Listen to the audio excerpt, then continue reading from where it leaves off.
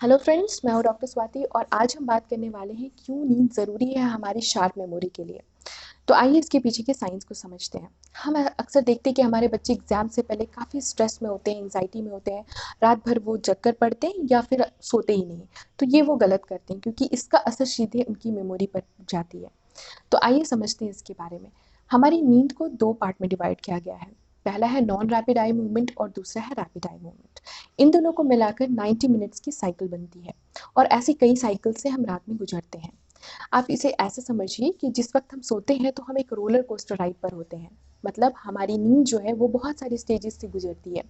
तो जो पहला स्टेज होता है उसे वेक स्टेज कहते हैं। मतलब इस वक्त हम थोड़े जगे होते हैं, जस्ट नींद आने से पहले वाली जो स्टेज होती है उसे वेक स्टेज कहते हैं। दूसरा है स्टेज 1 और 2। इसे हम लाइट स्लीप कहते हैं। इस टाइम में हमारी जो बॉडी मसल है वो एकदम रिलैक्स हो जाती है और हम हल्का जर्क महसूस करते हैं। आप इस कंडीशन में आराम से जाग सकते हैं।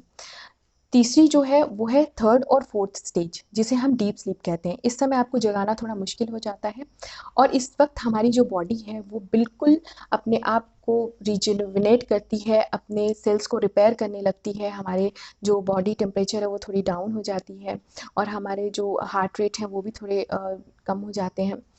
इस टाइम में हमारा जो लिम्फेटिक सिस्टम है वो एक्टिवेट हो जाता है और ब्रेन में और शरीर में जो भी कचरा जमा हो जाता है वो सारी चीज़ों को ये साफ़ करते हैं। स्पेशली जब हम दिन भर काम करते हैं तो एक बीटा एमिलॉइड नाम का प्रोटीन होता है जो हमारे ब्रेन में बढ़ने लगती है। ये अल्जाइमर डिजीज़ कॉज करती है, तो इसकी सफाई बहुत ज़रूरी होती है और ये लिम्फेटिक ड्रेनेज सिस्टम्स के थ्रू ये सारी सफाई होती है उसी वक्त। तो इस वजह से नींद बहुत ज़रूरी है हमारे लिए। और जो लास्ट फेज़ है वो है रैपिड आई मूवमेंट फेज़।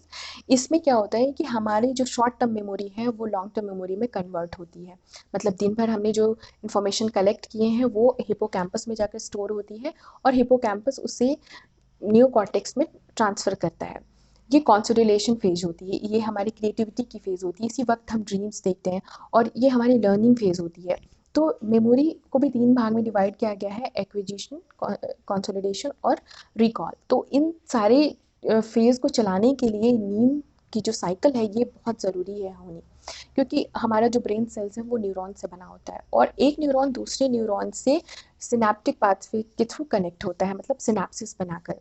आप इसे ऐसे समझिए कि जैसे कोई भी इंफॉर्मेशन एक बिजली के तार से करंट जैसे पास करती है, वैसे ही इंफॉर्मेशन हम एक न्यूरॉन से दूसरे न्यूरॉन में भेजते हैं और उनका जो कनेक्शन होता है वो यहाँ सिनेप्टिक इस टाइप से फॉर्म होती है और वो स्ट्रॉन्ग बनती चली जाती है।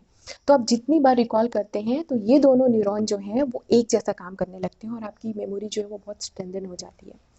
अब जब भी हमने देखा है कि रात में जब हम जागते हैं काफ़ी देर तो काफ़ी भूख लगने लगती है, क्योंकि उस समय ग्रेनिन हार्मोन जो है वो रिलीज़ होने लगती है और हम ओबेसिटी के शिकार हो सकते हैं।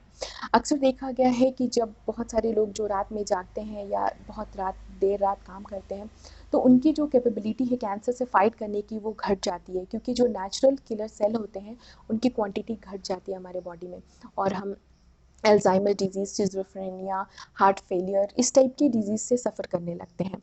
तो एक एडिनोसिन जो है वो भी हमारे ब्रेन में बढ़ने लगती है जिस वक्त हम बहुत काम करते हैं। तो हमें ऐसा फील होता है कि अब थक गए, अब सो जाने चाहिए, बट हम चाय या कॉफ़ी लेकर अपनी नींद को भगा देते हैं। तो ये गलत करते हैं क्योंकि उस वक्त हमारी जो स्लीप साइकिल है वो पूरी डिस्टर्ब हो जाती है और आप अपने स्लीप साइकिल को कंप्लीट नहीं कर पाते। तो ये आपके मेमोरी को कलेक्ट करने में बहुत मुश्किल क्रिएट करती है। तो अब इसलिए हमें इस बात का हमेशा ध्यान रखना है कि सोने से पहले अल्कोहल या फिर स्लीपिंग पिल्स या किसी भी न्यूरोटॉक्सिक एलिमेंट्स या फिर जो आप चाय कॉफ़ी पीते हैं इन सारी चीज़ों का सेवन को आप बंद कर दें, ताकि आपकी मेमोरी जो है वो हमेशा तेज़ बनी रहे। तो मैंने इसे बहुत आसान शब्दों में आपको समझाने की कोशिश की है। होप आपको ये बात मेरी समझ में आई हो। अगर आपको ये वीडियो पसंद आया हो तो शेयर करें, लाइक करें और सब्सक्राइब करना ना भूलें। Thank you so much.